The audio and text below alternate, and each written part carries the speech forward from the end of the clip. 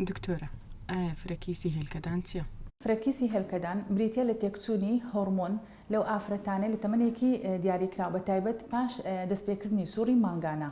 چۆن دەست نیشان دەکرێت و نیشانەکانی چین؟ بۆ دەست نیشانکردنی نەخۆشی فرەکیسیم ئێمە پشت دەبەستین بە نیشانەکان. هەندێک نیشانەی باومان هەیە، هەندێک نیشانەی دەگمەنمان هەیە. باوترین نیشانەکانی بریتینە لە تێکچوونی سووڕی مانگانە. ئافرەتەکە تاخیر درەنگ سووڕی مانگانەی دەشوە، زیادبوونی کێشی لەش، بوونی زیبکە لە دەمچاو، زیادبوونی مو لە جەستەی ئافرەتەکە. هەندێک جار ئافرەتەکە مودی تێک دەچین. و دەتوانین بێجگە لە نیشانەکان ئافرەتەکە دەنێرین بۆ سۆنەر. لە سۆنەر پێمان دەڵێت کە نیشانەکانی فرەکیسی هەیە، یاخود دەنێرین بۆ هۆرمۆنەکان، دەبینین هۆرمۆنەکانی تێکچوونە. ئەیچی لەبارەی چارەسەریەکانی؟